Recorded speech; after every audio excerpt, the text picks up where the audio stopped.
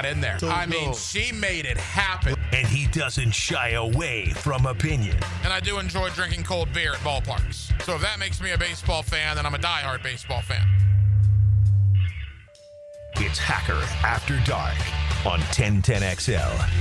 And a very good Monday evening to you, Jacksonville. It is Hacker After Dark, 1010XL, 92.5 FM with Dylan Denmark. The Hacker Ryan Green with you. Glad you are with us on a Victory Monday. The Jaguars yesterday, for the first time since 2017, defeat the Houston Texans. Boy, it was a game that got awfully hairy there towards the end. And I know, I mean, we were talking to Blue about it there in the 2-minute drill. I thought, well, the Jaguars are going to Jaguar, right? What have we talked about the entire offseason? Be very un-Jaguar-like. That was my goal for this 2025 team. Do something un-Jaguar-like. Well, yesterday was very un-Jaguar-like. Because when everything was snowballing and it was all drastically going downhill very quickly, somebody made a play. And then somebody else made a play. And it continued and continued until ultimately the Jaguars probably stole a game from the Houston Texans. The Texans were going to steal a game from Jacksonville, and the Jaguars ultimately stole it right back from Houston. It was a beautiful, beautiful thing to witness. Certainly have a lot of thoughts about the win yesterday, what it means going forward, what it means in the division as well, keeping pace with the suddenly red-hot Indianapolis Colts. Guest lineup tonight looks like this. Brian Sexton, Jaguars.com, Jaguars Radio, will join me coming up here in the 8 o'clock hour. We'll talk with Brian about the game yesterday, what the 2-1 start means moving forward. We'll also preview a little bit of the San Francisco 49ers coming up on Sunday. Likewise, my buddy Jamal St. of Channel 4 will stop by to recap yesterday's game amidst other things. And yes, later on in the 9 o'clock hour, we will make a trip to Gainesville and talk about that football disaster going on down there with Billy Napier and the Florida Gators. Now 1-3, seemingly no end in sight, as looks like Billy will remain the head coach, at least for the next couple of weeks, as they will get ready for Texas now, which will make the trip to Gainesville in 12 days. So we're absolutely loaded. Great Monday night game tonight, too, to close out Week 3, Detroit and Baltimore. In Baltimore, as Week 3 of the National Football League wraps up tonight. We will keep you updated when that game kicks off here in about 15 minutes. Every night on Hacker After Dark, we do kick it off with a big deal of the night. And Dylan Denmark, let's do that right now. Time now for the big deal of the night. What's the big deal? What is the big deal? No, because it is a big deal. On Hacker After Dark. My thought the entire offseason, and my thought all of last week, if you listen to me here on Hacker After Dark, was change the narrative. For starters, the narrative has been, oh, the Tennessee Titans are our biggest rival. No, they are not. Not anymore. The Houston Texans are your biggest rival for the here and now. Indianapolis might have something to say about that in the not-too-distant future, but for right now, the Houston Texans, in my opinion, were clearly the biggest rival of the Jacksonville Jaguars. What Azeez Al-Shaair did to Trevor Lawrence last year, the fact that the Texans had beat you every time in Jacksonville dating back to 2017, they just owned the Jacksonville Jaguars. Change the narrative. So that was one of them. The other one was, and we all say it, we're all guilty of saying it. Oh, the Jaguars are going to Jaguar, right? They'll find a way to lose. They'll commit a dumb penalty or make a stupid turnover or whatever. Things that they've done for basically the last 15 plus years. And they'll lose a game that they probably should have won. Kind of like Cincinnati last week. The Jaguars kind of jaguared against Cincinnati, and it looked like it was the same old, same old. So then yesterday at Everbank Stadium, Jaguars up 10-3, kind of controlling the game. Then all of a sudden, Cam Little, who has been nothing short of automatic early in the year, misses a 47-yard field goal. Then all of a sudden, Trevor Lawrence throws a pick to Jalen Petrie. Then all of a sudden, the Jaguars, whose defense had been absolutely shutting down Houston for the entirety of the game, blows a coverage in the secondary. Nico Collins could have fair caught that touchdown. 10-10, and you're thinking, oh my gosh, holy moly. Are you kidding me? 2 weeks in a row? Is this really going to happen again? Is this Cincinnati all over again? The Jaguars are jaguaring. That's what they're doing. It's what they always do. But then something funny happened yesterday on a 3rd down and 2. C.J. Stroud hits Nico Collins for what would have been a first down, right? He would have been tackled at the 21-yard line roughly. Keep in mind, the Jaguars only had one timeout. Houston could start running the clock out. Another first down. They could have taken the clock all the way down, kicked a field goal, and won the game. It was dire straits for the Jaguars. But then Tyson Campbell, the man that just got beat for the touchdown no more than 5-10 minutes earlier, made an unbelievable play, stripped the ball from Nico Collins. The ball bounces right into the arms of Devin Lloyd. I mean, there were 2 or 3 Texans right there. But the Jaguars got a very un-Jaguar-like bounce, bounced right into the arms of Devin Lloyd. Then, on a 3rd and 6, inside their own 25-yard line, Trevor Lawrence takes the ball, can't find anybody down the field, and scrambles against the Houston Texans, going the same direction that he went in November of last year when Azeez Al-Shire laid that dirty hit on him to end his season. Trevor scrambled, dove headfirst this time, and got the first down.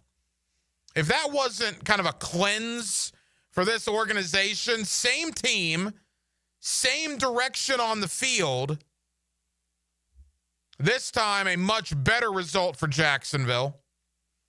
Then Brian Thomas Jr., who had played about 7 of the worst quarters any NFL wide receiver could play, makes a 46-yard game-altering catch.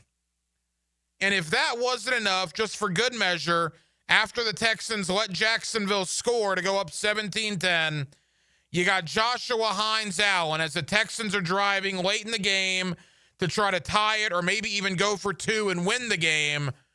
Makes a play. C.J. Stroud's ball gets tipped right into the waiting arms of Antonio Johnson, and the Jacksonville Jaguars, for the first time since 2017, defeat the Houston Texans to go to 2-1 on the year. You know what yesterday's last 4 minutes were? It was very un-Jaguar-like. That looked different than what we are accustomed to. Balls don't bounce right into Jaguar players' arms like the ball bounced into Devin Lloyd's arms yesterday. When teams are driving down for a game-winning field goal, the Jaguars seemingly never stop them. When the Jaguars have to make their own drive to try to win the game with under 2 minutes to go, how often do we see a back-breaking interception or a costly penalty or a fumble? Yet none of that happened yesterday. What did happen was things we haven't seen around here for a long, long, long time. It's one game. It's week 3 in the month of September. You try not to make too big a deal out of this, but there is no doubt that the Jacksonville Jaguars, in games just like the one we saw yesterday, lose that game 90% of the time over the last 15 years. They just simply don't win many games like that. And the fact that they were able to win that game against a division rival, ending that awful streak, going to 2-1, and playing pretty poorly in the process. Again, think about this. The Jaguars committed 9 penalties. They had at least 5 drops, a missed field goal, less than 100 yards rushing. Trevor threw a fourth-quarter pick, and Brian Thomas-Travis Hunter combination only combined for 3 catches the entire game. And despite all that, the Jaguars won a football game yesterday. It was different. And what have we said the entire offseason? Anything different about this football team than what we've seen for the better part of the last 15 years is a good thing. And yesterday was a really good thing because the Jaguars did something that they don't normally do. They didn't act like they were Jaguars. The Jaguars were very un-Jaguar in yesterday's win, particularly in the last 4 minutes. And maybe, just maybe, this new coaching staff, this new regime can begin to change the narrative. We always talked about Clemson is going to Clemson, right? Before Dabo Swinney arrived and even really after he got there. And for a while there, Clemson was one of the best teams in college football.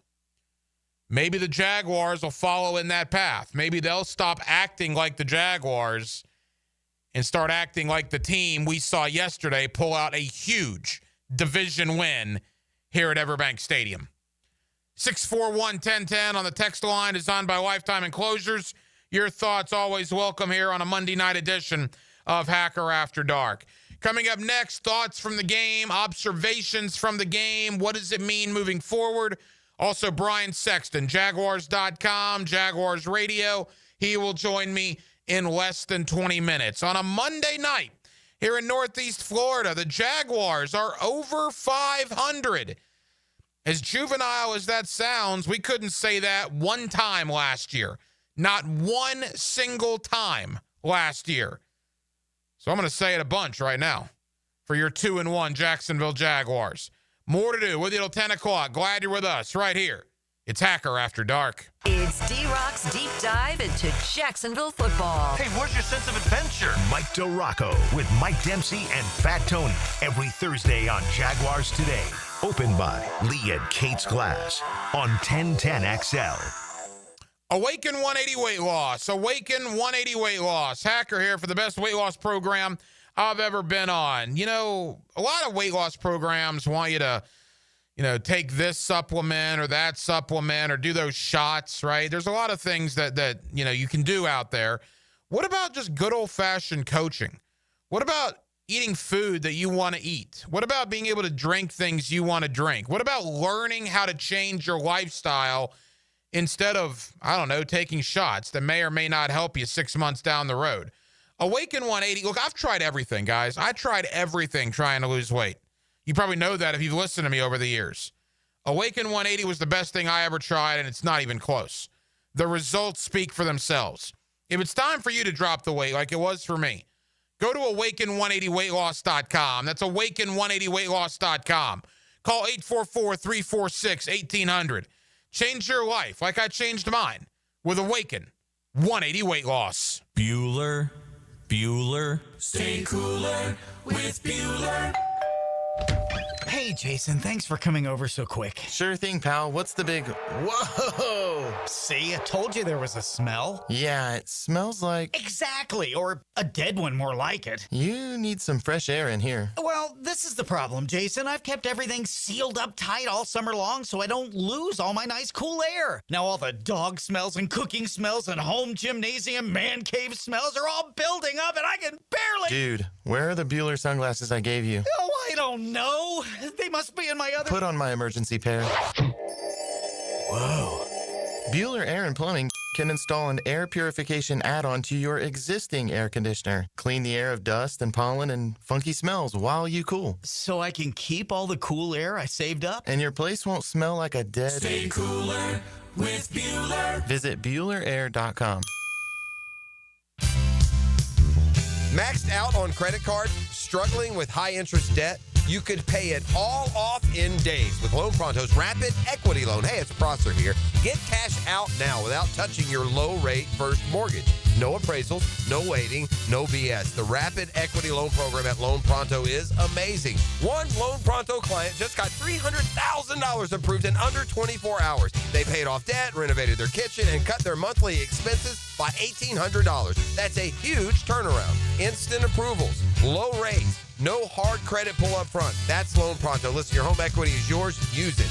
Get cash to consolidate your debt down to one easy, low monthly payment. Call Loan Pronto now for a free instant appraisal for your home and see how much cash you can get today. Loan Pronto is an A+ rated by the Better Business Bureau and have nearly 2,500 5-star Google reviews. Call now and start the conversation. Go to loanpronto.com or call 999-1508. That's loanpronto.com. The boys are back in the kitchen. Don't start the barbecue without me. Joe, Matt, and Leon give you plenty to chew on during lunchtime. Freshly baked bread. From the big #1 Duval Ford Studios. Thank you for lunch, boys. Noon to 2 weekdays on 1010XL. Looking for a vacation from the ordinary? Celebrate the end of summer at Tobacco Cove. Join us Saturday, September 27th from 1 to 4 p.m. for a sensory getaway with Espinosa's Cigars. Discover exceptional cigars, delicious food, and your chance to win awesome prizes. Tobacco Cove at 3849 Bay Meadows Road. It's more than a cigar store, it's an experience. Don't miss out. Your escape awaits. Oh, could this vintage store be any cuter? Right? And the best part? They accept Discover. Accept Discover? In a little place like this?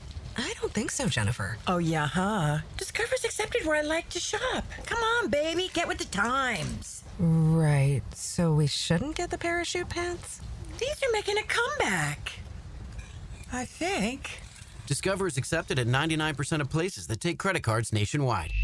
Based on the February 2025 Nielsen report. 1010XL, presented by Farrah and Farrah, exclusive injury law firm of the Jacksonville Jaguars. When it's game time, Farrah doesn't flinch. Hacker After Dark on 1010XL. Yeah, that was a play that he's extremely comfortable with. And same play he got to, remember when the mic cut out in the preseason game against the Saints, where he just got to a play and obviously has confidence with that play. It showed a lot of ownership of the system in terms of, okay, it's a run to pass, zero blitz, get to a protection, and go execute the play at a high level. So it definitely should serve as, I think, hopefully a springboard for us to continue to gain confidence and execution in the pass game. So, it was a really well-executed play and a critical moment for us. The thoughts of Jaguar head coach Liam Cohen. Thank you to our friends at Jaguars.com. He was talking about the 46-yard completion, Trevor Lawrence to Brian Thomas Jr., which basically set up the Jaguars' winning touchdown. Travis Etienne scored. The Texans let him score. But we did a whole thing on that last night. I think the Jaguars were right to score the touchdown. And what I loved about Liam Cohen, and we don't need to play it necessarily, but what I loved is the transparency. Today he basically explained his entire thought process. The NFL head coaches are required to meet with the media a certain number of times per week. But they're not required to really go in depth about things. I mean, see no more than Urban Meyer and even Doug Peterson to an extent. Liam Cohen's up there today literally spelling out his exact thought process as to why they wanted Travis Etienne to score the touchdown as opposed to go down. He explained how Houston had 2 timeouts.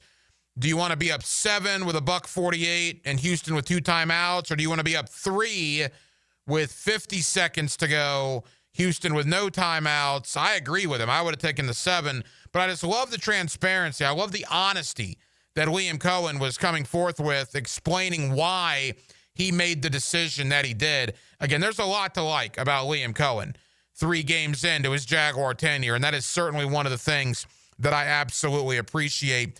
And what did Liam Cohen say the entirety of last week?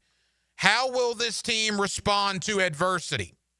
Well, Brian Thomas Jr. had another, let's be honest, horrendous game. He was awful for the first, 58 minutes But that catch he made and that run to set up the game-winning score, my goodness, that's responding to adversity.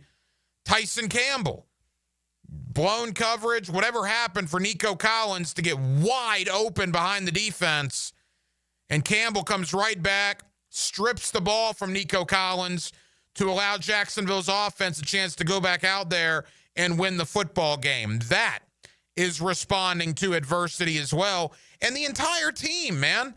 Again, 9 penalties committed, a missed field goal, an interception in the fourth quarter. The fact that BTJ and Hunter combined for 3 catches the entire game, less than 100 yards rushing. And despite all that, the Jaguars still found a way to beat C.J. Stroud, DeMeco Ryans, and the Houston Texans for the first time here in Jacksonville since 2017. A very, very different outcome, a very, very different scenario. Look, when Trevor threw that pick, and after Nico Collins had scored, and clearly when the Texans are driving down the field with 5 minutes to go, I'm sitting there watching it, and I'm just thinking, oh, my gosh. This is 2 weeks in a row on the fifth quarter and on Hacker After Dark that we're going to have to go an entire week knowing the Jaguars outplayed their opponent, but yet found a way to lose in the fourth quarter. But the narrative got flipped with what Tyson Campbell did, with what Brian Thomas Jr. did, Trevor Lawrence scrambling for that first down, and it was a beautiful, beautiful sight to see. Now, as I mentioned, the Jaguars didn't really even play that well. In fact, one could argue offensively they played pretty bad. You got to catch the ball. All right, you got to hold on to the ball. I don't care what you do with it after you catch it. But whether it was Parker Washington, Brian Thomas Jr., Travis Etienne, I mean, the drops were maddening for me, and I can't even begin to imagine what it was like for that coaching staff and Liam Cohen in particular. Liam Cohen earlier today was asked about the wide receiver drops from yesterday. Concentration, details, all that. You know, obviously there's some moving pieces when Diami went down. You know, so we just got to look at who's going to end up playing some of those positions if in fact he can't go, which who knows. So, you know, just got to detail it. They got to get more on the jugs and get a better connection. Yeah, they got to do something because, look, you're going to win some games like that because your defense played out of their mind for the most part.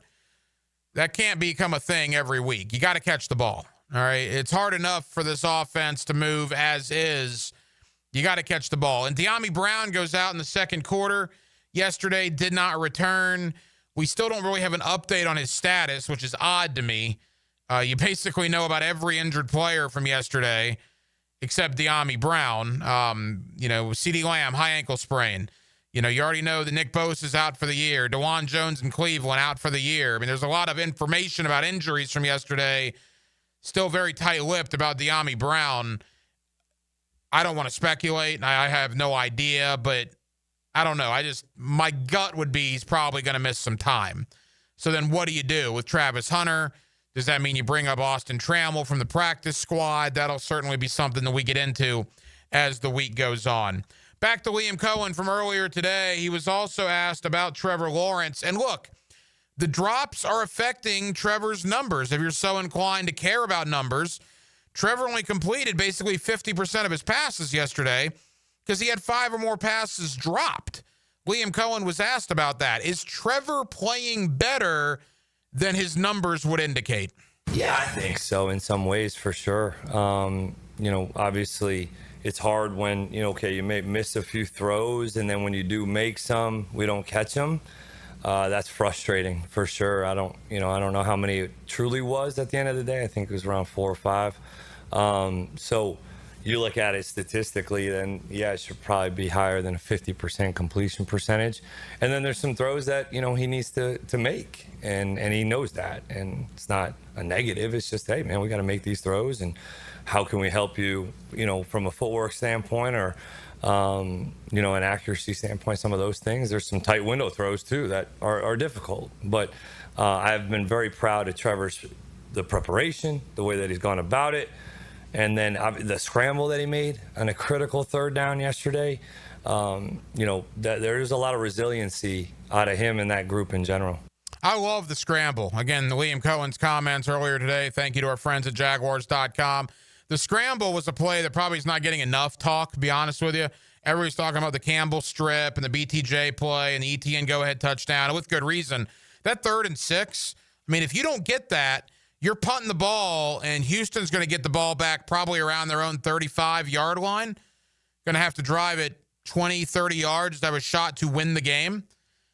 And against the team that was yesterday, the Texans, where Trevor got knocked out by the dirty cheap shot by Al-Shaair last year, and on a 3rd and 6 for Trevor to tuck the ball, run right up the middle against the same team that put him out for the year last year with that cheap shot, and for him to get the first down like that, man, if that wasn't a 180-degree moment for Trevor Lawrence and the Jacksonville Jaguars. And maybe yesterday is the start of something. That's the hope.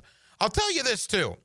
You know, normally, because they've won every time they've played here since 2017, the Houston Texans come in here and they bully the Jacksonville Jaguars. They push the Jacksonville Jaguars around. There's been no question about that. Yesterday, that did not happen. The defense, particularly the secondary, they were laying the lumber for the Jacksonville Jaguars. Liam Cohen was asked about the physicality on defense, particularly the physicality in that Jaguars secondary. Tyson tackled his tail off. Travis, as you saw, made some really nice tackles. Antonio Johnson had a good fill.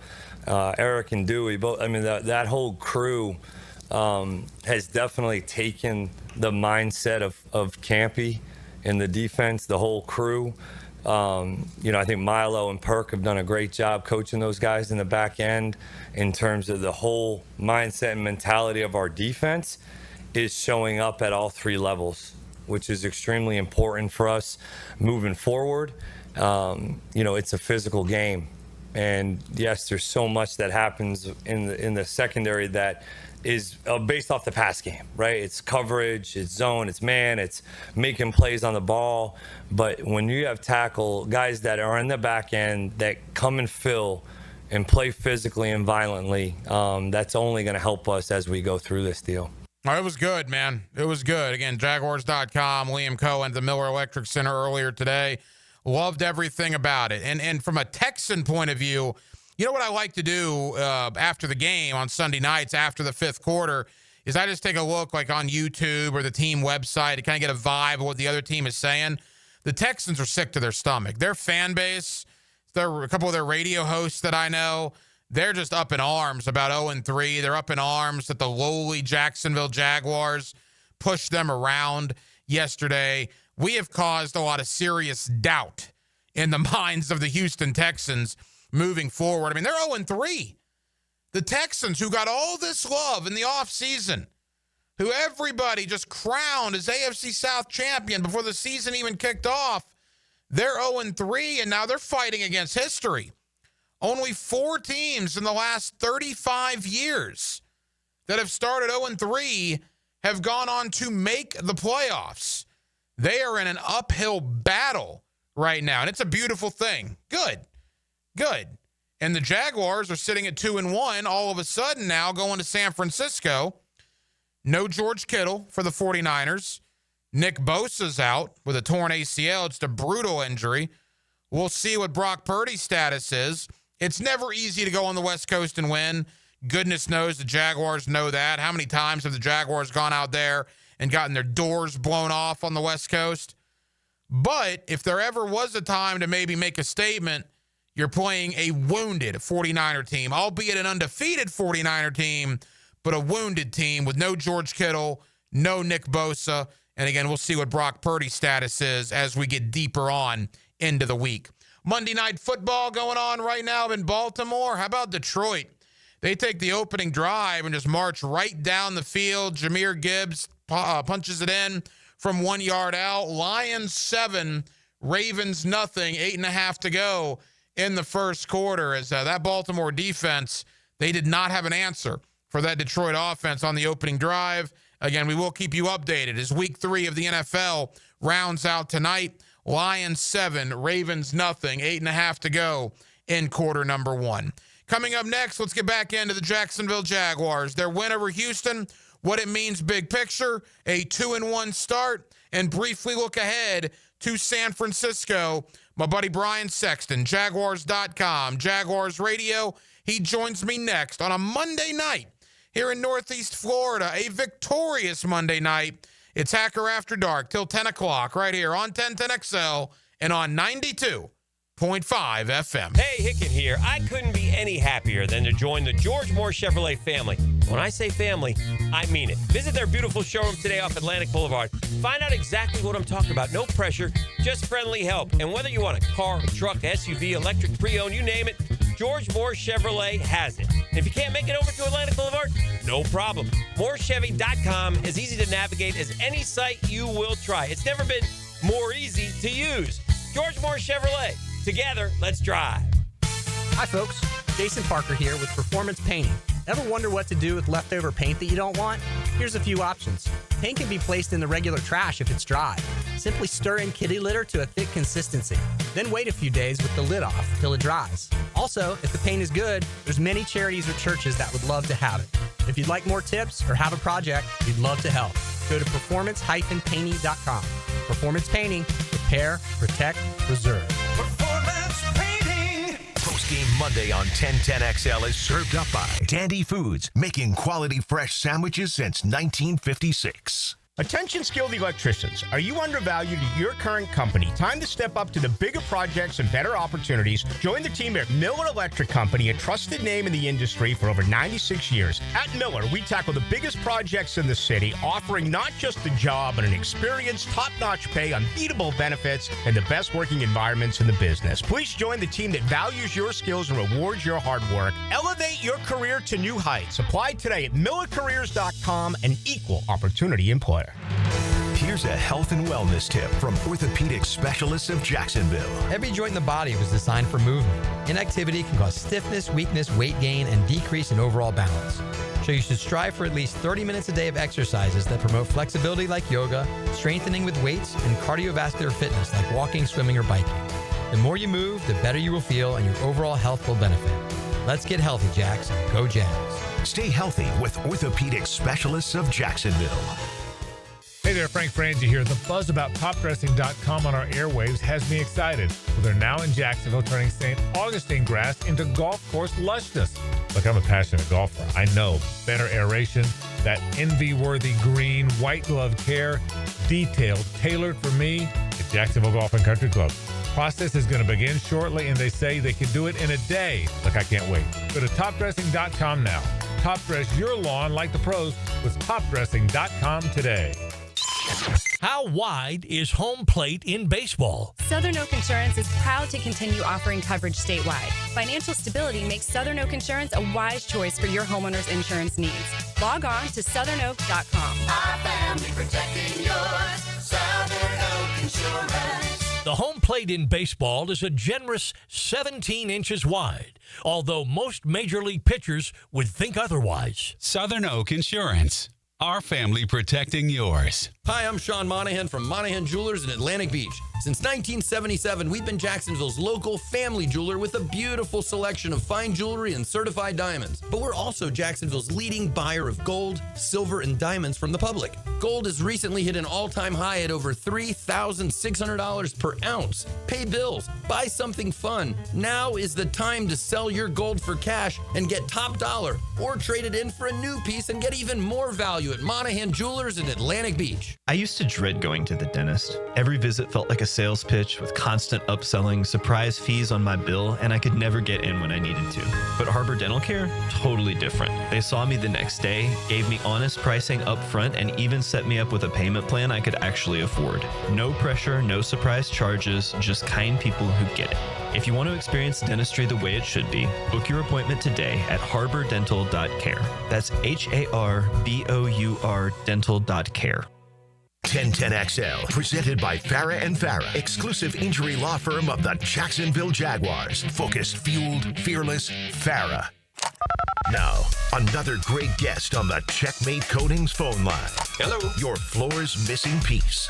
Back here on 1010XL and 92.5 FM in the city of Jacksonville. We are glad you are with us.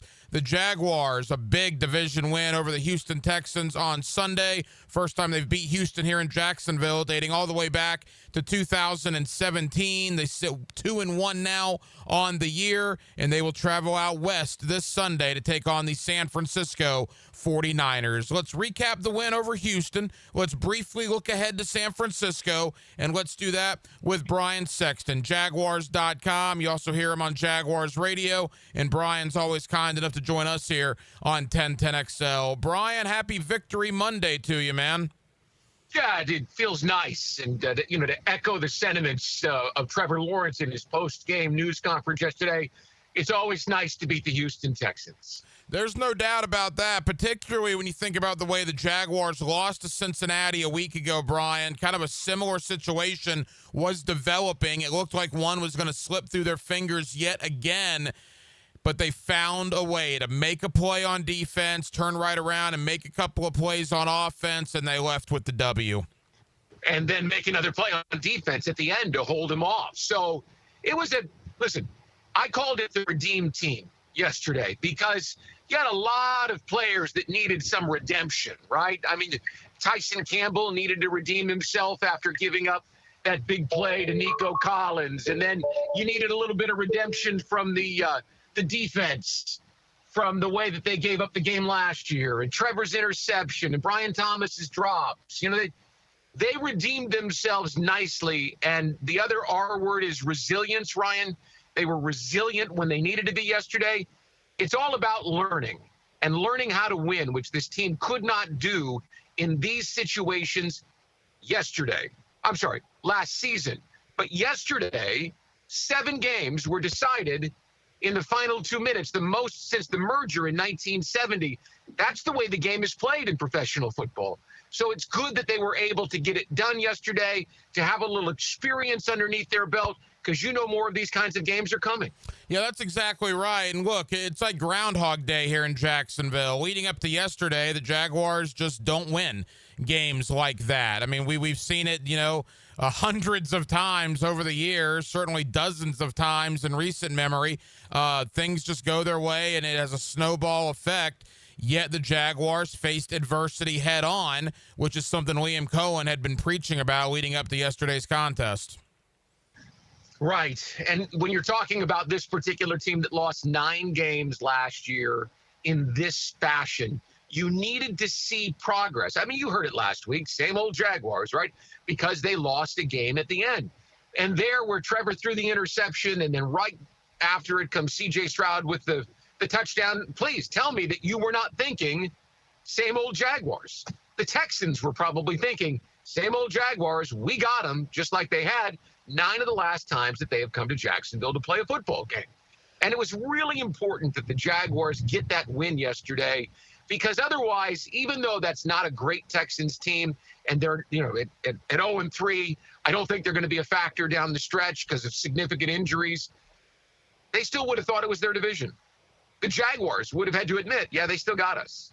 So no matter how you look at it, yesterday's resiliency is tomorrow's success for the Jaguars. Brian Sexton, Jaguars.com and Jaguars Radio. Boy, you felt good for Brian Thomas Jr., as you mentioned.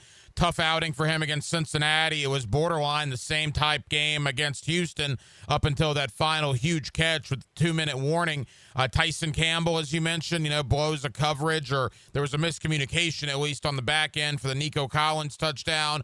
He responds by causing a fumble for the Jaguar defense to recover and change the outcome of the ball game. So there's a lot of positives to focus on. Brian, one of the negatives clearly are the drops, and it was a little bit of everything. Parker Washington, ETN, BTJ, certainly. We'll have to see how bad the De'Ami Brown injury is, but clearly they have got to clean up the drops, and they have to clean them up very, very soon.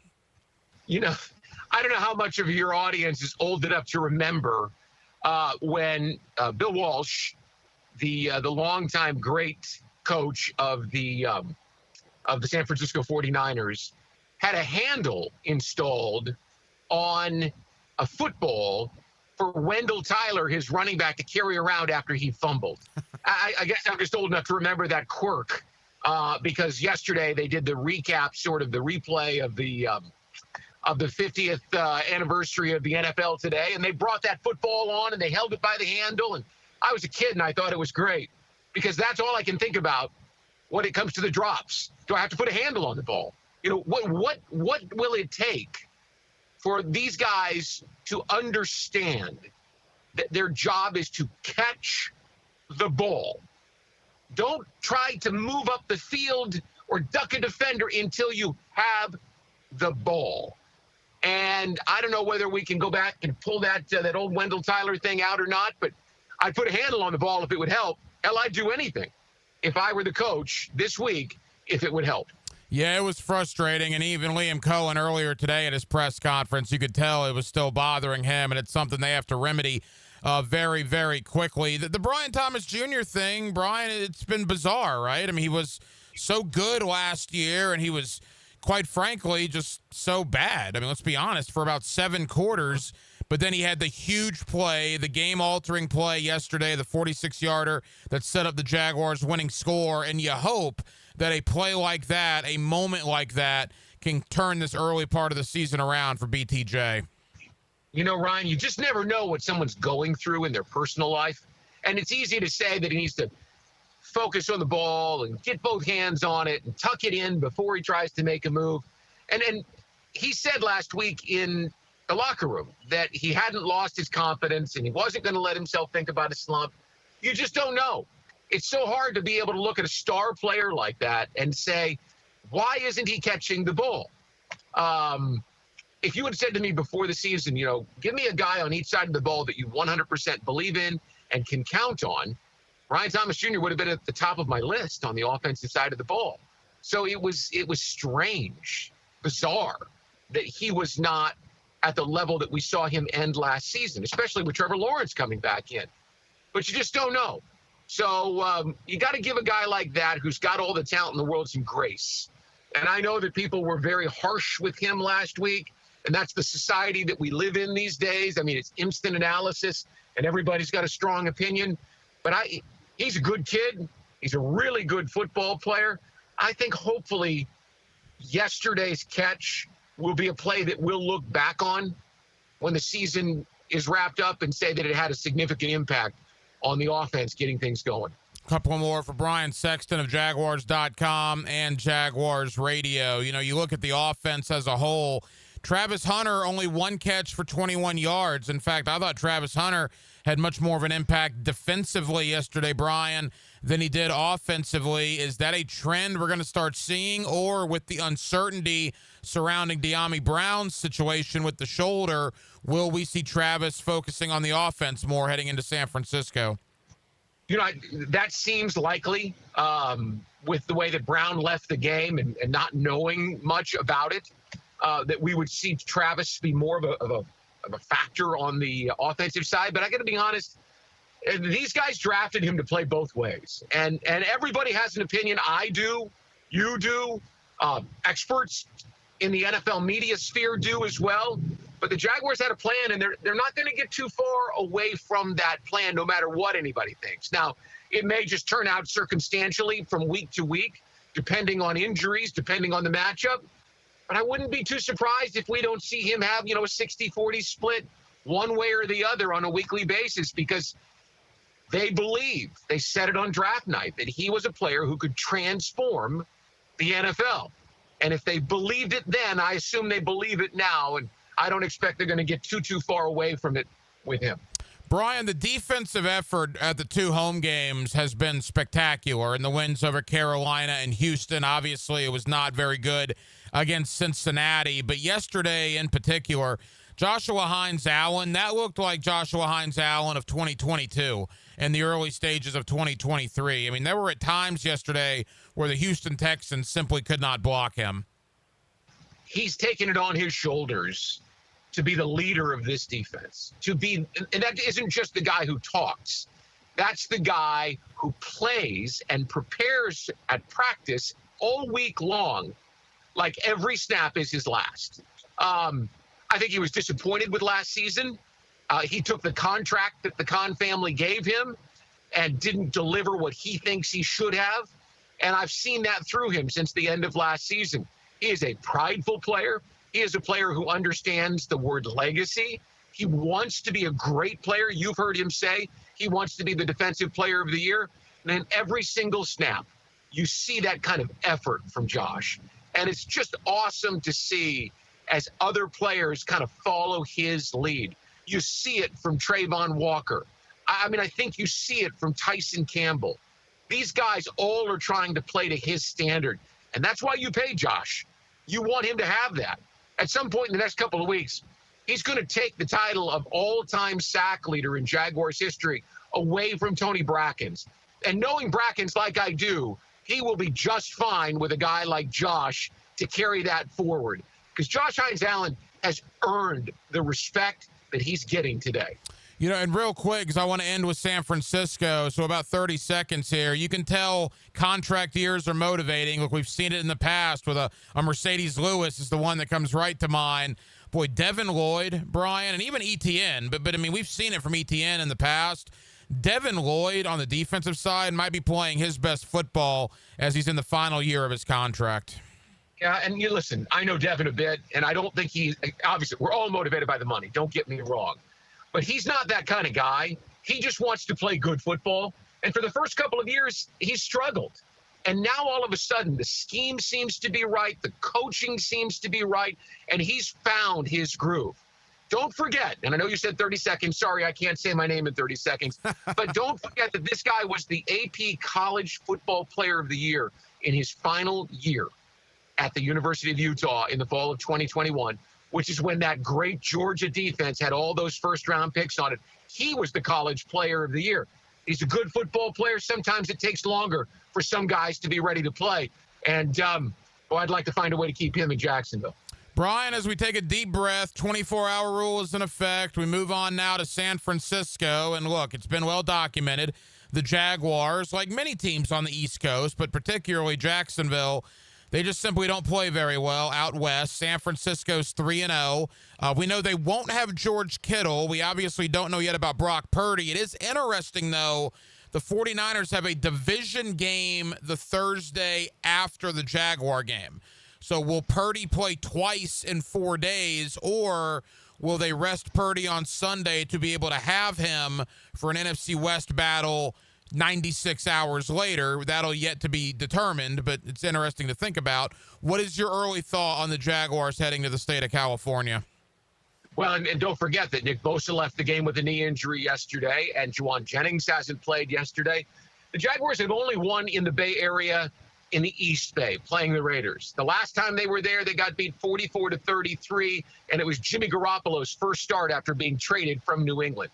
Shanahan is brilliant. He is as good an offensive mind as there is, and he turned the Jaguars inside out that day. And if the Jaguars are not careful, he can do the same thing no matter who is on the field.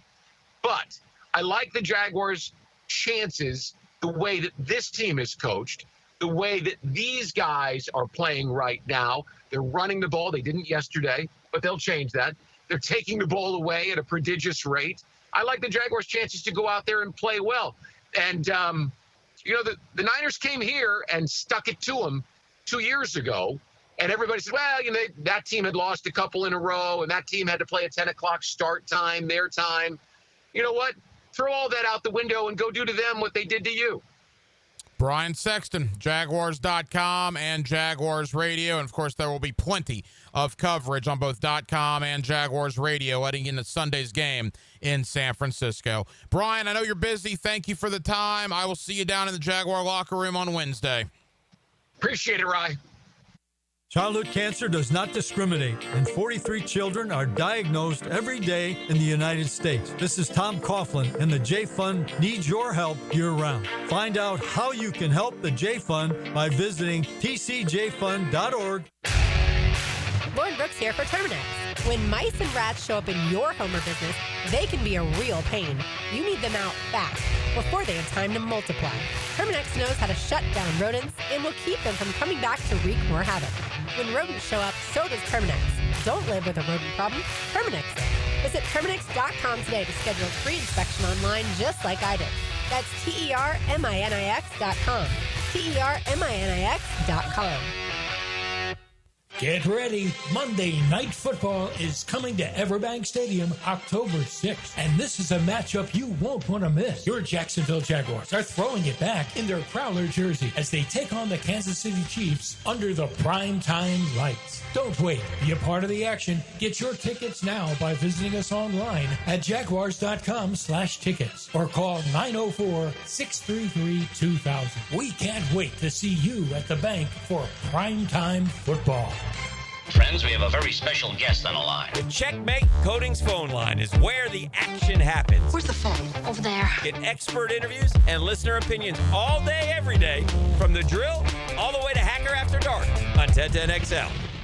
Hey everybody, it's Mike Dempsey, and I like to only recommend the very best, which is why I'm proud to say that I chose Pella Windows and Doors for my own home. Now's a great time to upgrade your home with 0% financing for up to 72 months. That's 6 years of interest-free payments with Pella on the best windows and doors in the business. Don't wait. Schedule a free consultation at PellaJacks.com or just visit their showroom on Phillips Highway just north of Bay Meadows for quality you can trust and savings you can't miss. That's Pella Windows and Doors. Here's your 1010XL community calendar of local events and nonprofit groups helping people here at home. Laugh to defeat prostate cancer at the Comedy and Cocktails Awareness event featuring music, food, drinks, and of course comedy. October 2nd at the Jesse Ball DuPont Center. It's an evening of connection, laughter, and friendly competition, celebrating the creativity and resilience of our community with costumes, bowling, and prizes. To find out more about the Community Bowling Costume Party October 24th, contact Rebel Recovery. Find out how you can be part of the cure for blood cancer at the Light the Night Walk at ViStar Ballpark November 22nd. Take the first step at lightthenight.org. Trinity Rescue Mission helps the Jacksonville homeless community find the road to recovery by providing food and shelter, skills to enter the workforce, and breaking the homeless cycle. Learn about Trinity Rescue Mission at trinityrescue.org. You can find out how to share your community event at 1010XL.com. Yo, it's your main man E to the T here. And have you been to Clay County lately? It's the perfect escape and just a short drive away. Hiking, paddling, fishing, and plenty more ways to enjoy the outdoors. This month, you can take on the Whistling Death 5 and 10K, dig into bold flavors at the annual Soul Food Festival, and enjoy fall festivals all across the county. Make the call this weekend and enjoy great times and make wonderful new memories, all in our area. Check out exploreclay.com to plan your weekend adventure. That's exploreclay.com. This right here, this is where it starts. With a little flame and a lot of love. When the air cools or the night falls, fire brings the warmth. But it's what we bring to the table that matters. Slow smoked barbecue. Stories that stretch long. Laughter that lingers. And moments that just feel full. That's why it's always Sunny's here. I'm Stacy, and I want to tell you about my fogged up window fiasco at my house. I called up Mac at Baker Glass. He told me all I needed was a glass replacement. The process was so easy. All within a few days, they came out, measured, called me with an estimate, cut my glass, and came out to install the new ones. Now my view outside is fog-free thanks to Mac and his crew at Baker Glass. And my neighbors think I got some fancy new windows. I'm back with Baker Glass. No one treats you better. 1010XL, presented by Farah & Farah, exclusive injury law firm of the Jacksonville Jaguars. Still, present, ready. Farah doesn't flinch. Hacker After Dark on 1010XL. Yes, it is. Glad you're with us. Monday Night Football. Jahmyr Gibbs, a touchdown for Detroit. Baltimore answers with Derrick Henry. A touchdown of his own, 7-7. Lions, Ravens, early portions of the second quarter. We'll keep you updated as week 3 of the National Football League comes to an end.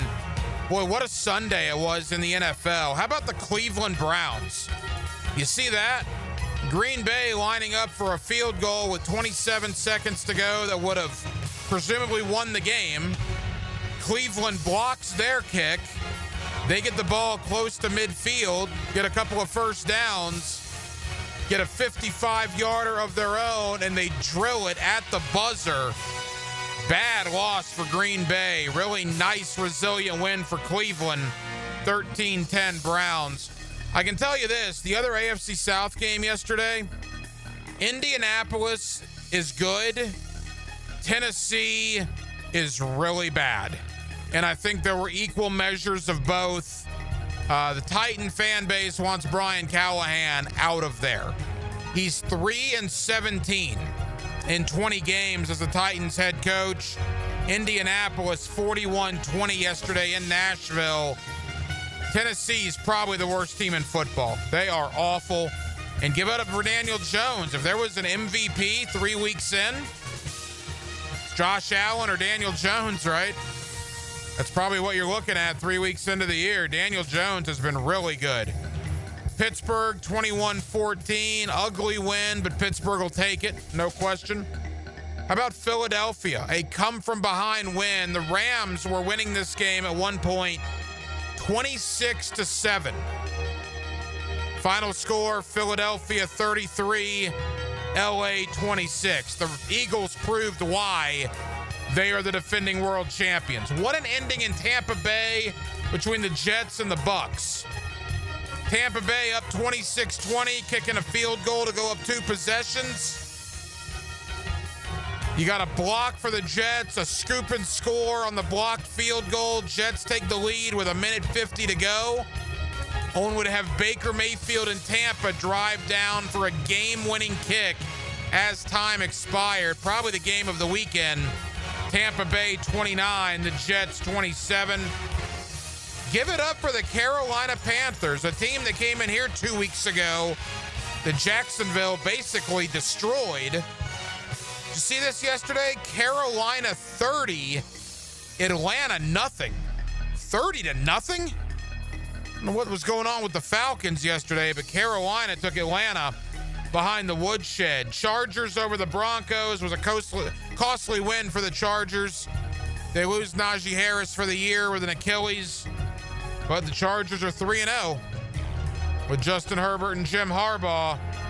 Chicago over Dallas. Dallas 1-2 and a lot of big injuries, including CeeDee Lamb. A high ankle sprain is what's being reported. Will probably miss multiple weeks. San Francisco wins. The Jaguars will see them on Sunday. Again, a costly win for the Niners. You see a pattern here? Nick Bosa, torn ACL yesterday, out for the year. And then last night, Kansas City gets their first win, and what was a boring game. That was a snooze fest. They beat the Giants 22-9, but that was a tough watch. But Kansas City gets to 1-2 on the year. 1 hour down, 1 hour to go, Jacksonville. We'll take you up till 10 o'clock, as we do every night here on Hacker After Dark. More Jaguar conversation. And yes, we will talk about the absolute disaster that Florida football has turned into here in 2025. We're glad you're with us on a Monday night in Jacksonville, Florida. It's Hacker After Dark. The atmosphere of a college football Saturday is electric. Get pregame news and notes you need to know before the games begin. It's the Bueller Aaron Plumbing College Kickoff. Served up by Sonny's Barbecue. Friday night at 6 on 1010XL. I'm here with Danny Van Sickle, Director of the Electrical Training Alliance. Danny, tell me about your program. Hey, Rick. We're a 4-year electrical apprenticeship. Our students start out making over $40,000 a year and right now make over $90,000 a year, including benefits. There is no tuition or student debt. You just have to apply and get accepted. Did you say no tuition and no student debt? You heard that right, Rick. Once you're accepted to the program, your only cost for the books and the course fees, about $800 a year. That sounds like an amazing opportunity. How can I learn more? Just go to etajax.org and you can apply there. Apply by November 6th. Hey, this is Lauren Brooks. With over 1,600 5-star Google reviews, it was a no-brainer to have Closets by Design help us get organized at home. They create custom storage solutions for every space, lifestyle, and budget. From closets to garages to laundry rooms and more. Closets by Design will transform clutter into seamless organization. Call today to schedule a free in-home consultation and get 40% off plus an extra 15% off with free installation. But only until September 30th. 18 months financing is available. Call 904-878-9393 or visit closetsbydesign.com. I'm Max Fink, and I'll bring you the Gator Report several times weekly to keep you connected to Gainesville. The Gator Report, put together by San Jose Collision on the home of the Florida Gators, 1010XL. Go, Gators! When you've been in a crash and your mind's racing. When you've fallen in a store and are blaming yourself. When you've been hurt at work and you don't know what to do. Or if you've been the victim of a medical mistake, we've got you. We've got what it takes to prove a case that the insurance companies can't ignore. With decades of experience and a track record of winning for our clients. Farah and Farah, Jacksonville. Home of the Jaguars, WJXL AM Jacksonville Beach, WJXL FM Jacksonville Beach. Nothing like a hot shower. Wait, why is the water up to my ankles? It's the dreaded clogged shower drain. Hair, soap scum, and last week's mystery goo. It's touching my toes! Don't panic. Call the pros at Duck Duck Rooter. We'll tackle plumbing, septic, and even the nastiest shower clogs. Call 904-862-6769 or visit duckduckrooter.com. Duck Duck Rooter. When you're stuck, call the Duck. Say goodbye to glasses and contacts with customized vision treatments at Bowden Eye & Associates. Hey, Hicken here. Dr. Bowden and his expert team bring you all the latest options like Evo implantable Caliber lenses, refractive lens exchange, or traditional LASIK. Tailored just for you. Imagine waking up to clear vision. No hassle, no fuss. You ready to see the difference? Call now or visit BowdenEye.com for a free screening. Bowden Eye & Associates, keeping the First Coast focused. Instant Keys. You don't have to go to the dealer. Instant Keys comes to you. Call 904-722-1111. Instant Keys saves the day if you've lost or broken keys. They can program new keys and remotes for nearly every make and model of vehicle at a fraction of the dealership cost. Fast, honest, and reliable locksmith service. Call Instant Keys, 722-1111. Did you know that for every inch of rain on a 2,000 square foot roof, 1,500 gallons come off the eaves of the roof? Call Clearwater Seamless Gutters and Drainage, and we'll design a plan using our Clearwater Seamless Gutters, and we'll connect those gutters to a Clearwater drainage system to solve your erosion and standing water issues. Clearwater Seamless Gutters. We can't sing a lick, but we sure are good at gutters. And drainage, too. SeamlessGuttersJacksonville.com. San Jose Collision in Mandarin is proud to be an I-CAR Gold Class collision repair facility. That means they meet the industry's highest training standards. Experience the difference at San Jose Collision in Mandarin.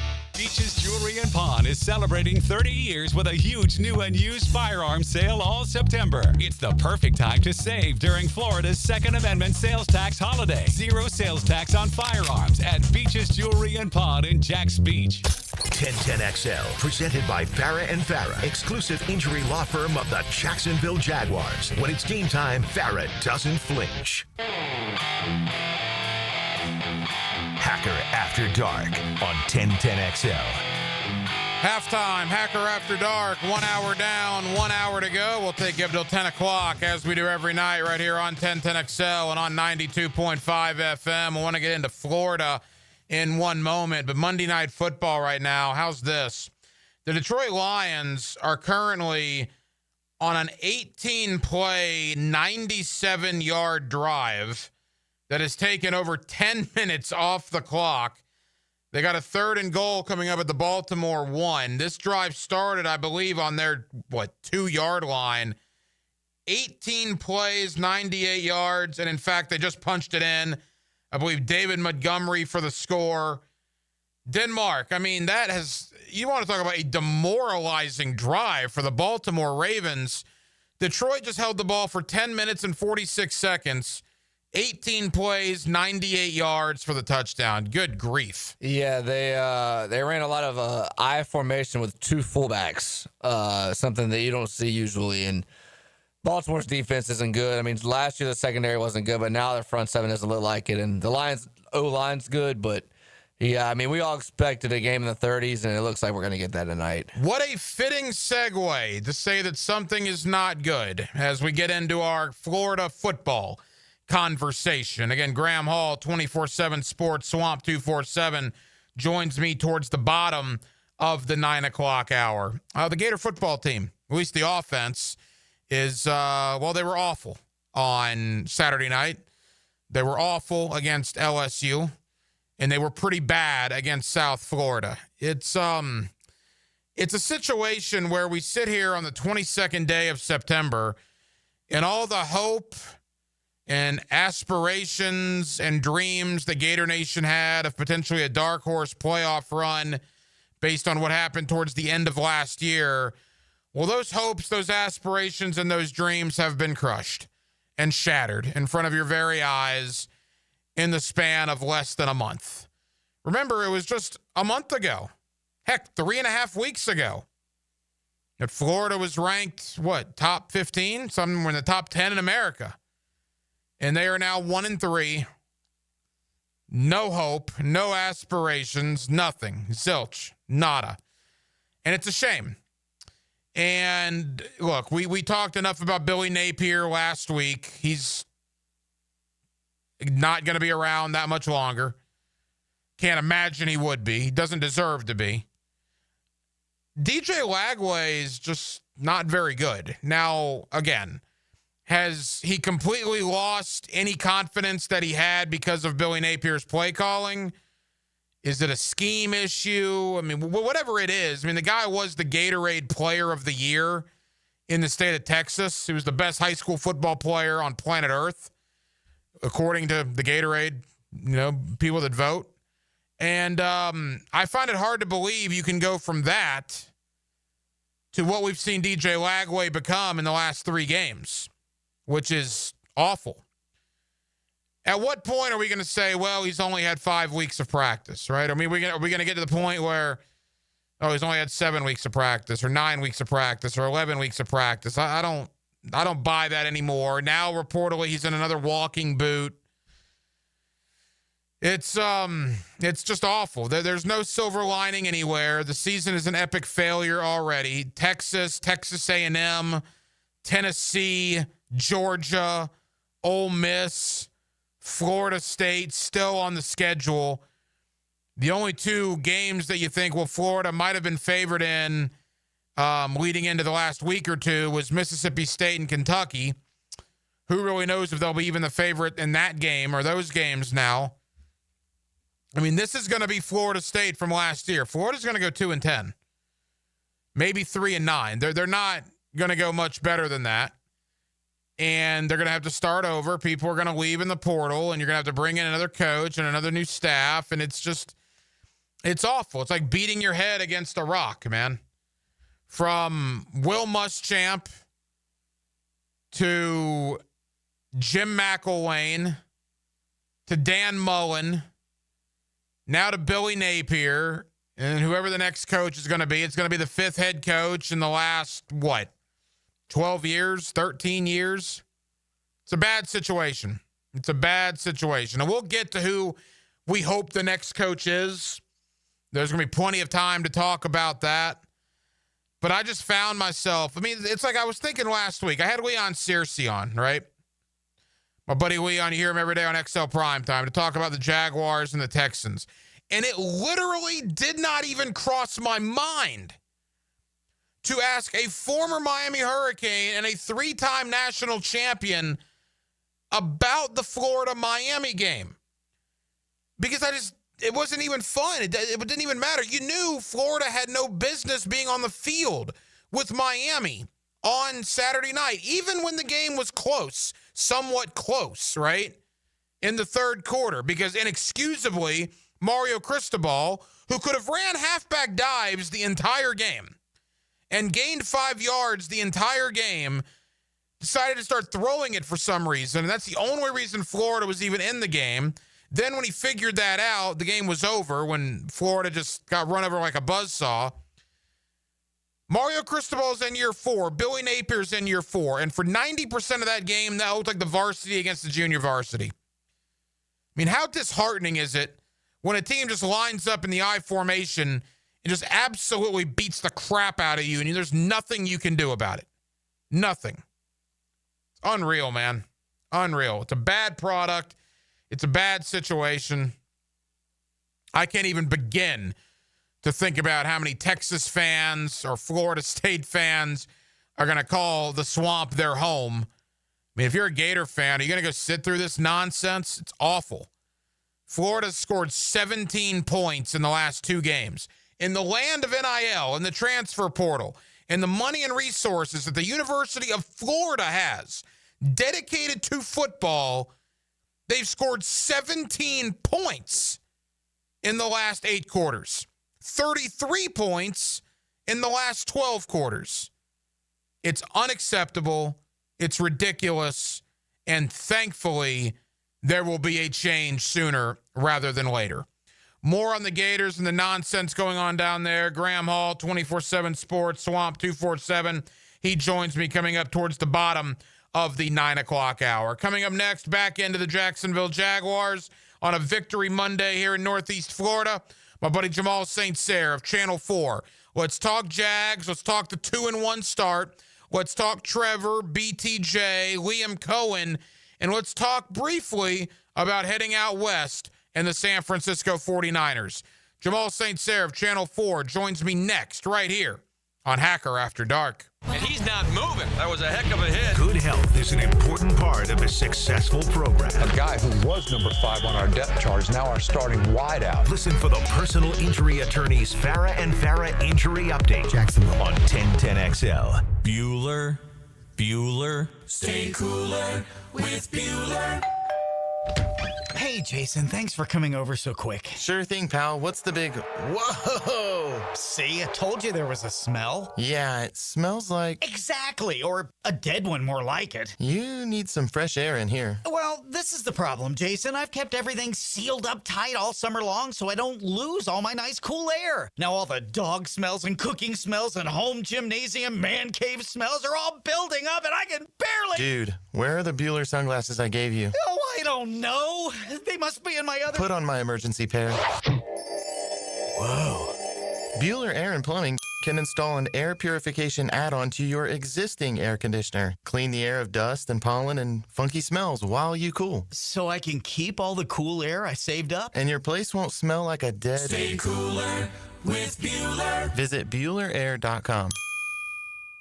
Looking for your new favorite hangout this football season? Try Voodoo Brewing Company in the heart of San Marco. Locally owned and community-focused, Voodoo Brewing serves up award-winning beers, scratch-made upscale pub fare, and laid-back vibes where everyone's welcome. For live music, trivia nights, and all the football action this season, make Voodoo Brewing Company Jacksonville your new favorite spot on San Marco Square. Graceful like a heel. You have 2 women? Strong-minded like a helmet. Good. Tom McManus straps on the helmet and joins Lauren Brooks and Taylor Dahl. Helmets and heels. Afternoons 2 to 4. Served by Green Law Group on 1010XL. Beth, you're in charge of ordering the tacos for the meeting today, yeah? I'm not going to order the tacos. What? I'm going to Easy Cater the tacos. With Easy Cater, you can order from a huge variety of restaurants, track expenses, and save time. Nice.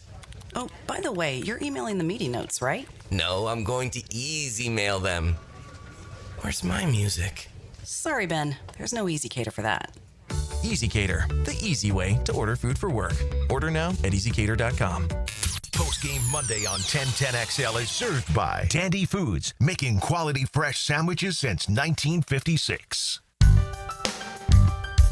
Rick Ballou for Coy Dental. That's right, Carlson Dental is now Coy Dental. Dr. Lee has been practicing there for 9 years, has purchased the company. The Coy Dental team still has the same great dentist and staff. And remember, if you get nervous visiting a dentist, don't. There's never a problem at Coy Dental with light sedation for cleaning and deep sedation for all your restorative needs. Coy Dental, located in Bartram Park. 1010XL and the Jacksonville Sharks congratulate Menendez safety Luke Harmon, the True Bet Solutions High School Player of the Week. Luke recorded 10 tackles, 2 interceptions, 2 fumble recoveries, and a kickoff return against Terry Parker. Prosser here for Lifetime Enclosures and Lifetime Flooring. Football season is finally here, and with that, hopefully comes cooler weather. And if you've been wanting to upgrade your outdoor living space and just haven't pulled the trigger, you should call the experts at Lifetime Enclosures right now. From glass lanais to screened-in enclosures, Lifetime Enclosures and Flooring is the best in the business. Give them a call today. Lifetime Enclosures and Lifetime Flooring. Showroom just off Phillips Highway. Tell them Prosser sent you. Hey, Hickett here. Celebrate the month of September with our friends at Zero Res and get 3 rooms of carpet clean starting at just $139 plus the 4th room free. Take $100 off your air duct cleaning as well. Book online at ZeroResJacksonville.com and take advantage of these huge savings. 1010XL, presented by Farah and Farah, exclusive injury law firm of the Jacksonville Jaguars. Focused, fueled, fearless, Farah. Now, another great guest on the Checkmate Coatings phone line. Hello. Your floor's missing piece. Back here on 1010XL and 92.5 FM in the city of Jacksonville. We are glad you are with us.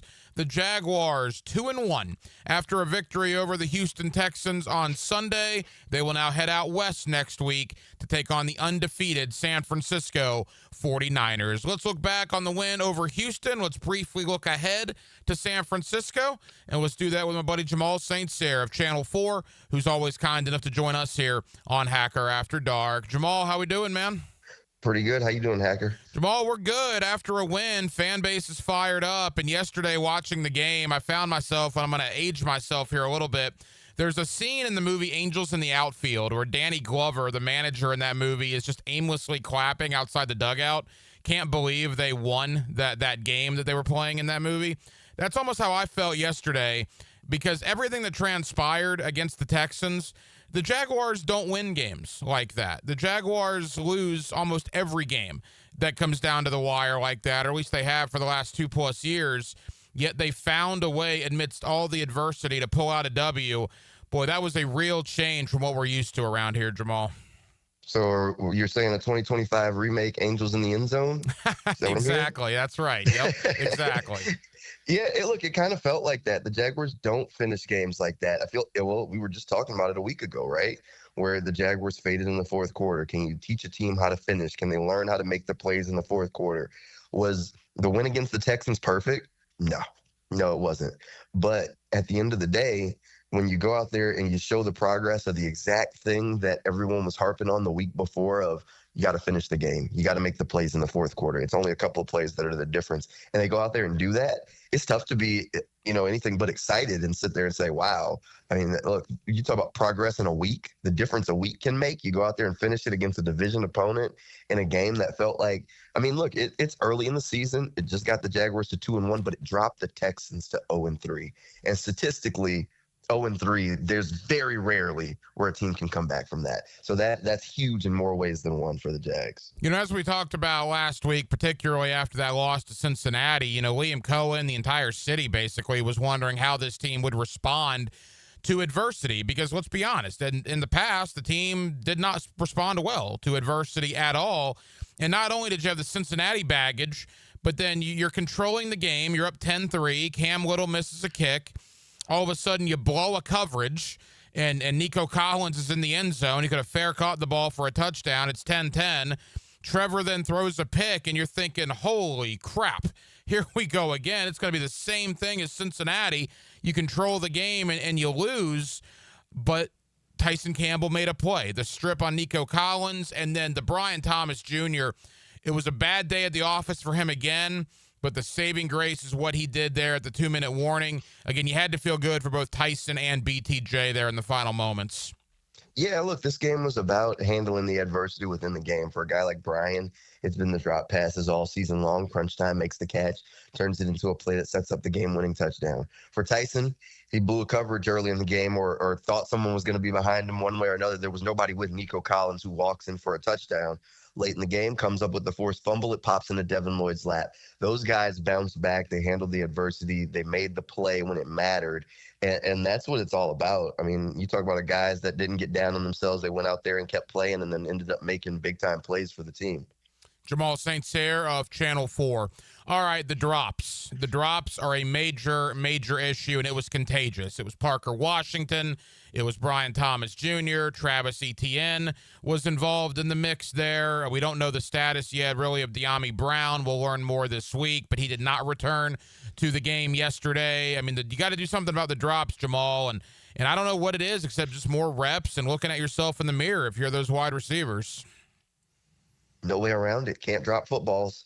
I mean, you just can't do it. And they know there's work to be done. Talked to Parker Washington in the locker room after the game, and he said, he had some drops that he wishes he could have back. And those are plays that they know they have to make. And it's just going to take some extra work and going out there and doing what they know they're supposed to do.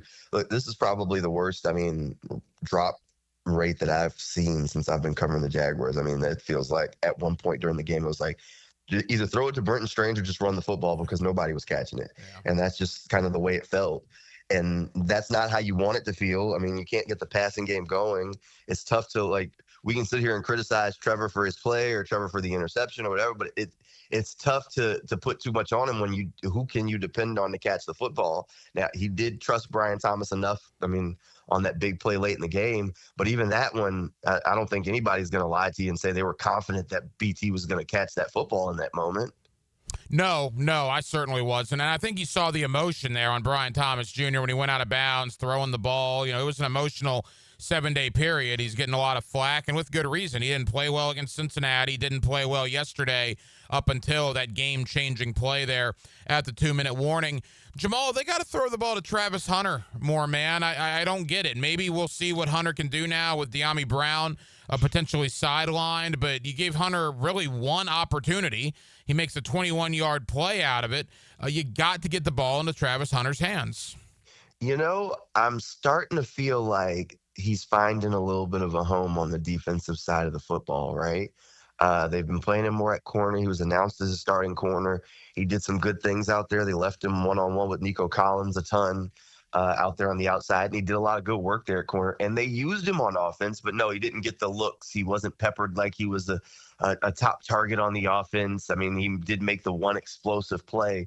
And as I kind of search and rack my brain for explanations here over the course of listening to the coaches talk about Travis, one of the things that Liam Cohen has always harped on is just how explosive he is when he gets the football in his hands and his ability to make plays after the catch.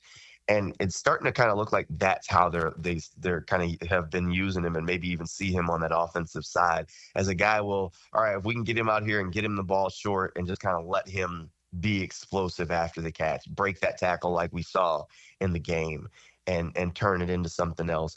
But does that necessarily turn into a game where he has 7 catches? Maybe it doesn't. Maybe that's not their vision for him, especially not with him playing as many snaps on the defensive side of the football as he is.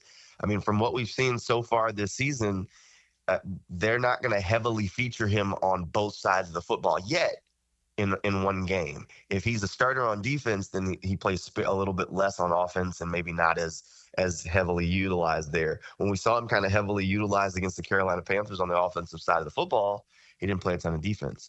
So it looks like they're trying to kind of manage him a little bit in that standpoint because they do know it's a long season.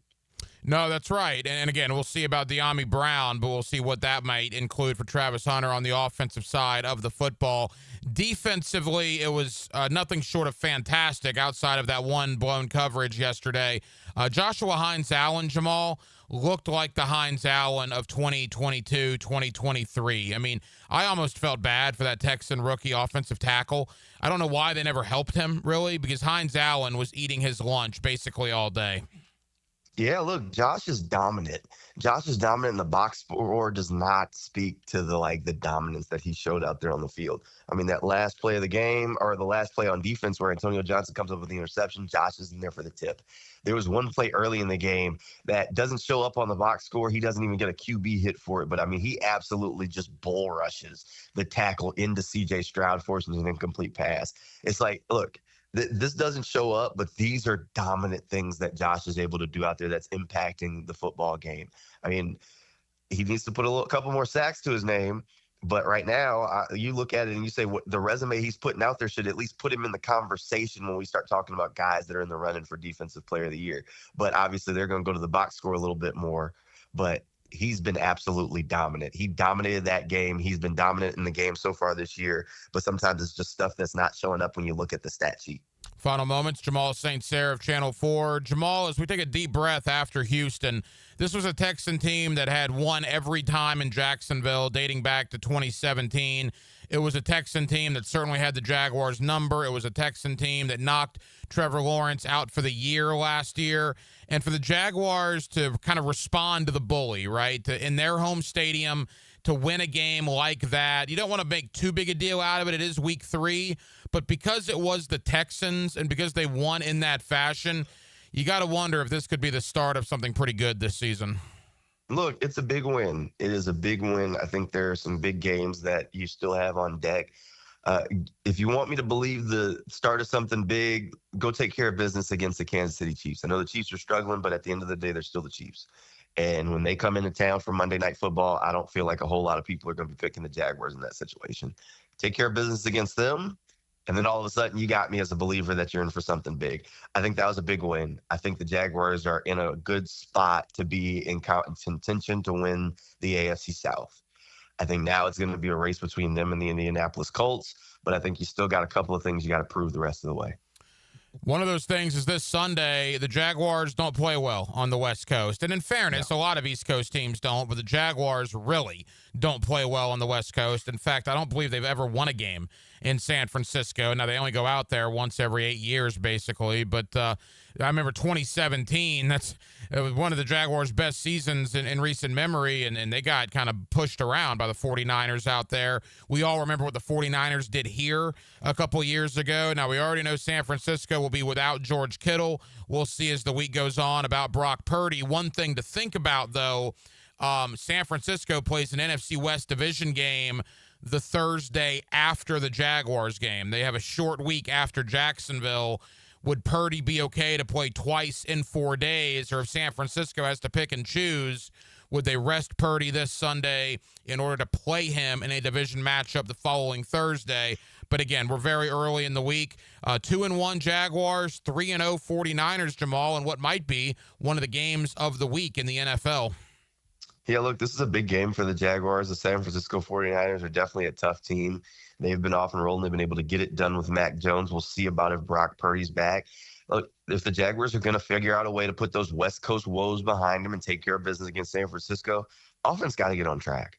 The offense has got to get on track. You're going to need guys to catch the football, and the running game's got to get back on track to where it was the first couple of weeks. But the biggest thing going into that game is you got to figure out the passing game, whether that's Parker Washington, whether that's Brian Thomas, whether whoever that is that has to step up, whether that's Travis Hunter. One of those guys is going to have to step up and start catching some footballs because there were way too many drop passes. There were way too many inconsistencies on Sunday. And if you go into San Francisco with that same sort of kind of passing game on offense, it's not going to end well. With De'Ami Brown likely to miss time, does that mean Austin Trammell, I guess, off the practice squad? We'll see. We will see what that means for that. I think Trammell's an option. It also could mean maybe they shift Travis Hunter back to offense more. So we'll see how it all comes together. Keep in mind there are a couple other guys hanging out on that practice squad that are receivers. And I wouldn't rule out that James Gladstone goes and poaches someone else's practice squad and brings a guy up. Remember what they did when they traded Tank Bigsby? They already had a running back on the practice squad. They went and got a guy and brought him on the 53, snatching the guy from the Rams. So if De'Ami Brown is going to miss an extended period, I wouldn't rule out them going to someone else's practice squad to snatch a guy up to the 53 and try and improve that room. We'll see. Jamal, tell us about Teal the Show. Yeah, every Monday and Friday night over on Channel 4 at 11:20. You can come hang out with us. We try and keep up with the Jaguars. Good way to see what the guys are saying in the locker room and keep up with the pulse around the team. You can come hang out with us over on News for Jax every Thursday or Monday and Friday night at 11:20. Yeah, Jamal St. of Channel 4, and of course I'll be over at the Channel 4 studios this Friday for Friday Night Lights with Justin Barney, myself, and Justin on the social media platforms of both Channel 4 and 1010XL as we react to high school games in real time as they're happening, and that show begins at 7 o'clock every Friday night. Jamal St. of Channel 4. Jamal, appreciate it. I'll see you down there in the Jaguar locker room on Wednesday. All right, see you, Hacker. Hi, folks. Jason Parker here with Performance Painting. Ever wonder what to do with leftover paint that you don't want? Here's a few options. Paint can be placed in the regular trash if it's dry. Simply stir in kitty litter to a thick consistency. Then wait a few days with the lid off till it dries. Also, if the paint is good, there's many charities or churches that would love to have it. If you'd like more tips or have a project, we'd love to help. Go to performance-painting.com. Performance Painting. Repair, protect, preserve. Performance Painting. Jacksonville is my hometown, and nobody knows roofing like me. I'm Ronnie, the owner of Brandon Roofing. We handle everything from repairs to full roof replacements, start to finish. We give honest quotes, use quality materials, and clean up like we were never there. We all look at Google reviews, so go ahead and check out ours. We're proud of all our 5-star ratings. I would say we treat you like family, but some people don't like theirs. Go to BrandonRoofing.com today to schedule your free roof quote. License number CCC 1328006. Jacksonville, Hickens calling it. Checkmate Coating, my MVP. Tough, slick floors that dominate any space. Checkmate Coatings. Your floor's missing piece. Hey Jacksonville, it's Dr. Kevin Kaplan, team physician for the Jaguars and proud member of Jacksonville's newest orthopedic dream team. At Orthopedic Specialists of Jacksonville, we brought together 10 board-certified fellowship-trained surgeons, each one a specialist in their field, all working together to deliver smarter, faster care with better results. From sports injuries to joint replacements, we've got the right player for every position. Visit osjax.com and meet your team. That's osjax.com. Jax is more than a city, beaches, suburbs, or a destination. We're a community that takes care of each other. I'm former Jaguar Tom McManus. J-Dog Junk Removal and Hauling is dedicated to serving you with respect and integrity.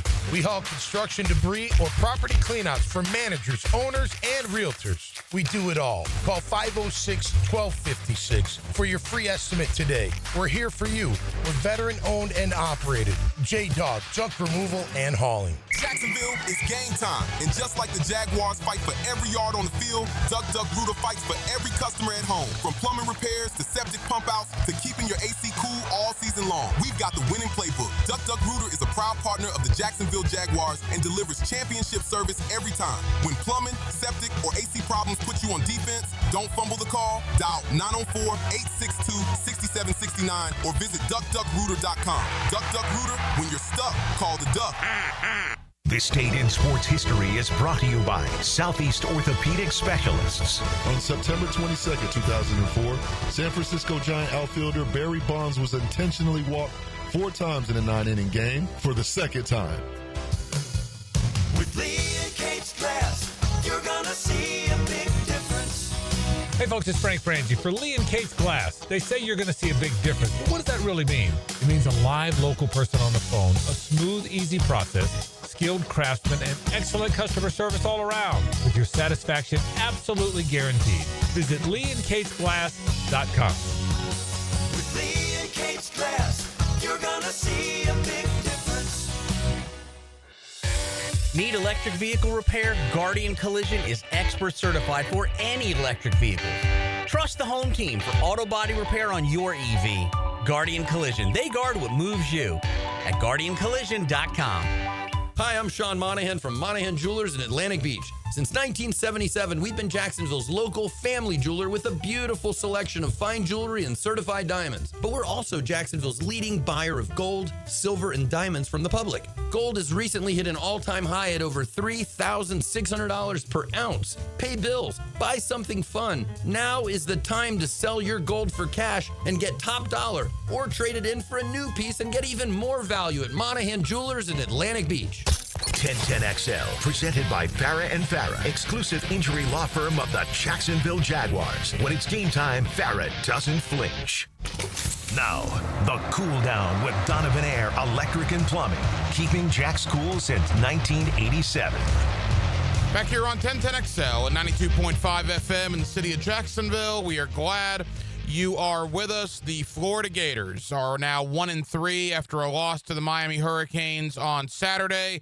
They have a bye week, and then, well, they have the Texas Longhorns coming to Ben Hill Griffin Stadium. Where does Florida go from here? And Are we surprised there has not been any changes made? Let's talk about all of it with Graham Hall, one of our guys down in Gainesville. Swamp 247 is where you find his terrific work.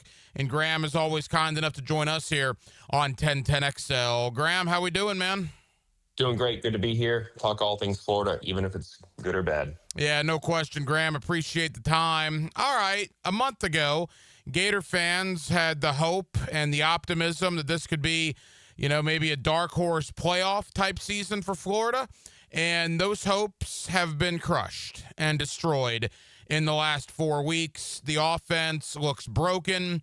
The defense can't, do what they've been doing forever. They've kept them in every game, but the offense gives them no help. Everybody wants Billy Napier gone. It is a football disaster at this point, Graham. Did you have any inkling covering this team this offseason that it would go so bad so quickly? Well, I think that you could look at the last 9 months of the DJ Lagway health saga and have some reason for concern. I mean, there was a lot for the guy to improve upon from last season.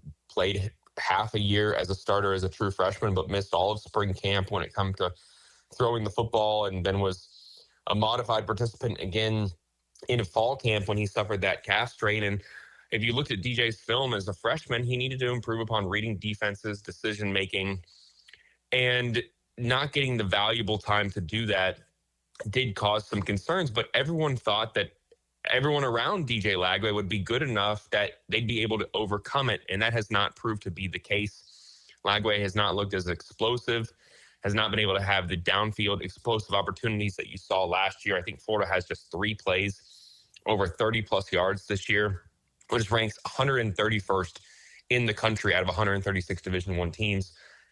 Without that, you're seeing a quarterback who still has a lot of room to grow, and Florida has struggled to move the ball offensively, and there were already concerns about Florida's offensive play calling. So you combine those two factors, you have an offense that has absolutely struggled this year.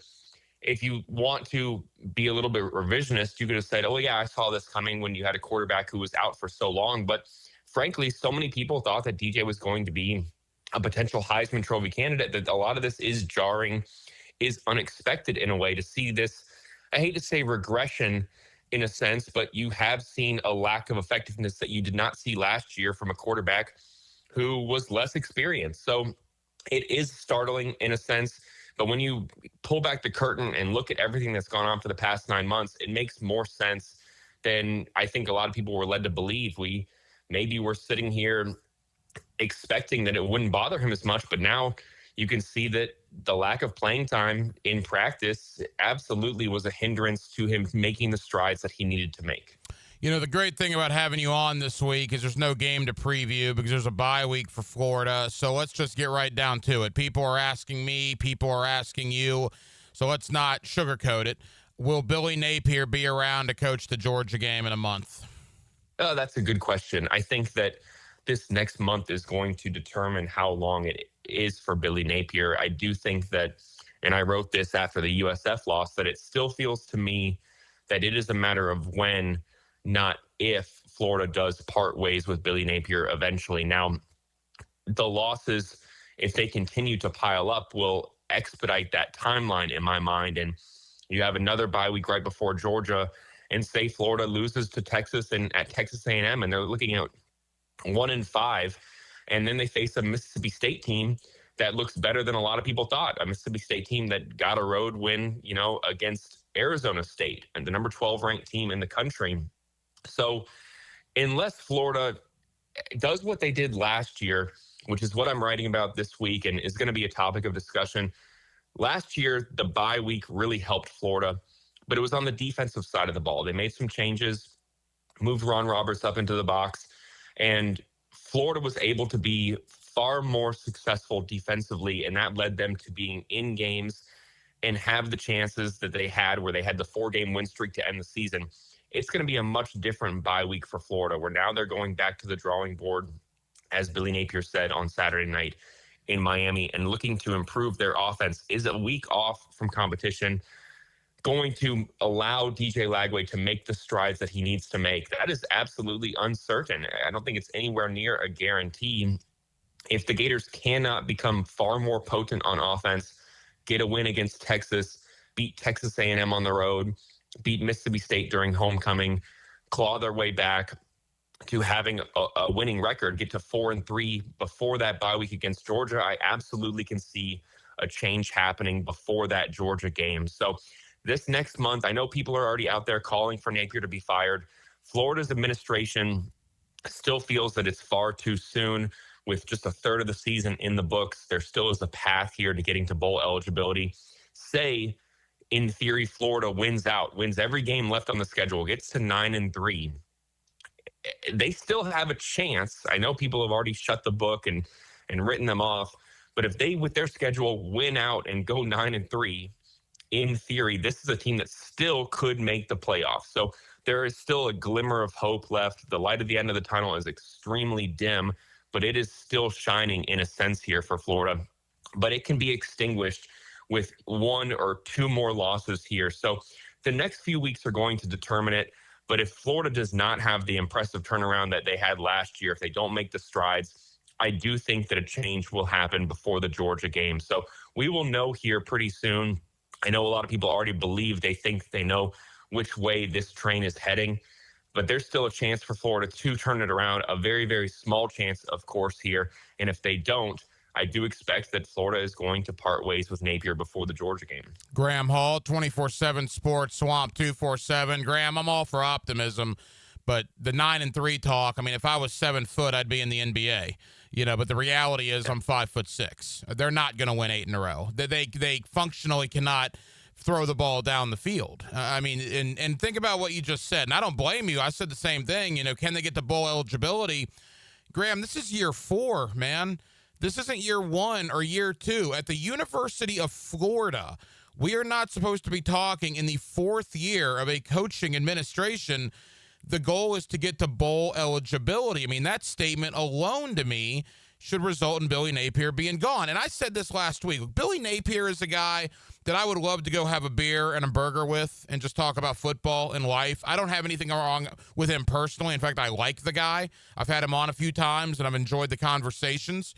I just don't want him coaching the University of Florida anymore. I mean, they're Texas and Texas A&M. I mean, to think Florida's going to win those games based on what we've seen, I mean, that's La La Land talk, is it not?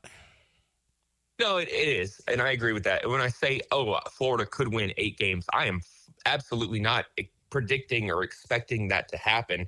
And you make a great point about Billy Napier, and it's such a fascinating topic of conversation. I kind of compare it in a sense to previous Florida men's basketball coach Mike White. Part of why Florida's administration was so hesitant to part ways with Mike White was because he was well regarded.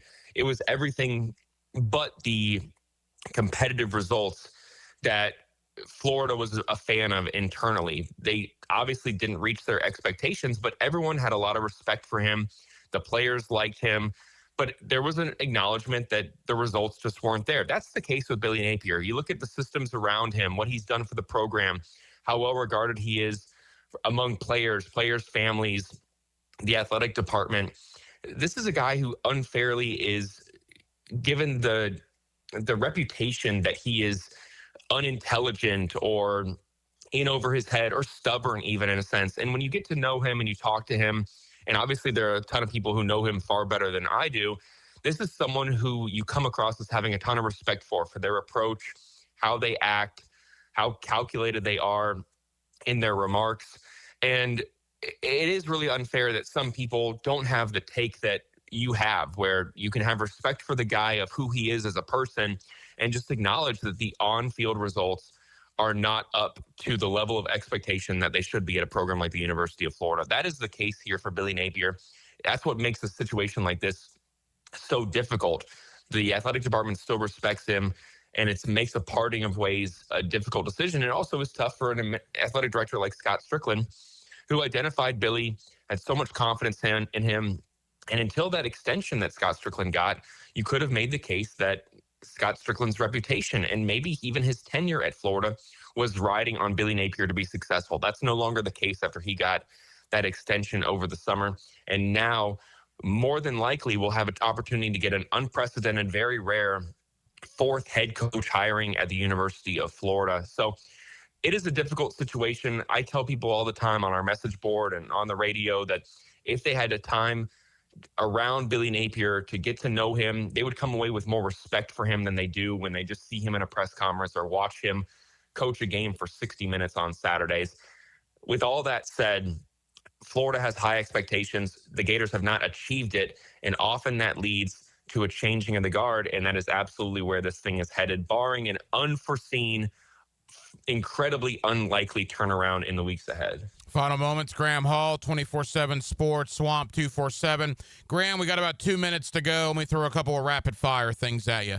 At what point might we see Tramel Jones if Lagway continues down this path? Florida's going to stick with DJ Lagway as long as they possibly can. There's too much invested in him from an NIL standpoint.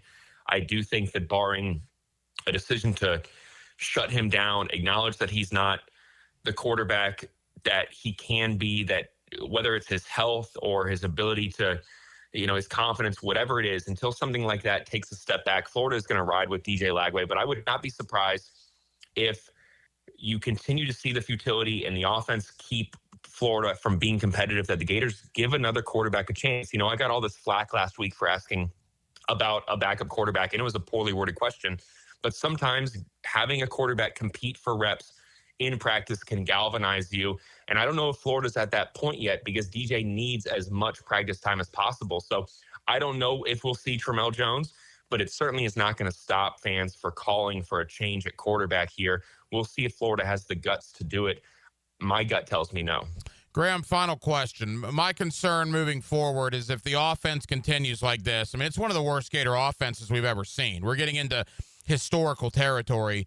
The defense, at some point, they're going to check out. They're going to say, the hell with this. You can only stop people for so long when your offense does absolutely nothing. I mean, the locker room, you're around that team as closely as anybody. Is there a concern that Billy may lose the defense if the offense continues down this path? Potentially. I do think that they have enough veterans and a lot of guys who have been here before. We're in a similar situation, some deja vu last year, where they're going to do everything they can to possibly stick around. But there has been some finger pointing. The defense obviously feels that they're playing up to the level, and that was not the case. You go back to 2022, 2023. Florida's defense was giving up so many more explosives. It didn't matter what they did on offense. So I think that they understand that they need to play ADU's coach speak complementary football. They can take solace in the fact that the defense is keeping them in games, but they are going to grow frustrated the more and more that they're out there and the offense is unable to execute when they get stops, that they're going to continue to get frustrated. Now, will that lead to fracturing and splintering? We'll find out, but the odds say that that'll increase. Frustrations will increase. It happens. This is a human sport where guys are going to get upset if they're doing their job and their teammates are not. It's an interesting situation down in Florida, no question about it. The Gators 1-3, a bye week this week, and then Arch Manning and the Texas Longhorns come to Gainesville. Graham Hall, 24/7 Sports, Swamp 247, does a terrific job covering the University of Florida. Graham, thank you for the time. We'll talk again soon, pal. Always a pleasure. Y'all take care up there. And thank you to Graham Hall, 24/7 Sports, Swamp 247, for joining us tonight here on Hacker After Dark as the Gators now, I guess, quote-unquote, enjoy a bye week at 1-3. 1-3 for the Florida Gators with games against Texas A&M, and an undefeated Mississippi State team before Georgia. So we'll see. I know Gator fans are assuming it's no longer if, but when Billy Napier is relieved of his duties. The offense is just, quite frankly, awful. The play calling's bad. The quarterback play has been bad. It's just been all bad for the University of Florida. There's been very, very little good that has happened these first 4 games of the year. So disappointing, too, because all the expectations coming into 2025, the idea that Florida could be a dark horse for the playoff based on the way last year ended, best roster Billy Napier's ever had, and that all, as I told Graham, has been crushed and destroyed, and it's literally September the 22nd. But that's the reality. That's where Florida is, as they'll look to pick up the pieces this bye week and get ready for the Texas Longhorns, who will come to Gainesville in 12 days. So we certainly spent some time on that. But as you can imagine, it was mostly Jacksonville Jaguar related tonight. The Jaguars, a big AFC South winner over Houston yesterday. The Jaguars go to 2-1 on the year. The first time they've beat Houston in Jacksonville dating back to 2017. The Texans are sent home reeling at 0-3. And the Jaguars now winners of both of their home games. They will have a big one on the road against San Francisco coming up on Sunday, a 49er team that will already be without tight end George Kittle. And we found out today that Nick Bosa is now out for the year with a torn ACL. So it is an opportunity, no doubt about that, an opportunity for Jacksonville out on the West Coast this Sunday as they take on the San Francisco 49ers. Well, that will just about do it, man. Very, very busy Monday night edition of Hacker After Dark. We certainly appreciate you guys hanging out with us here on 1010XL and on 92.5 FM. We have a ton of people to thank. And Graham Hall, 24/7 Sports, Swamp 247, covering the University of Florida. Thank you to my buddy Jamal St. of Channel 4 for stopping by, talking Jaguars, Texans, and talking about the Jaguars' 2-1 start on the year. And likewise, back at hour number 1, Brian Sexton, Jaguars.com and Jaguars Radio. Always enjoy talking ball with Brian as we talked about the Jaguars' win over Houston yesterday and took a brief look ahead to San Francisco coming up this Sunday out there in the Bay Area. Now, we will be back tomorrow night on a Tuesday, and we will do it all over again beginning at 8 o'clock. Dylan Denmark was your producer.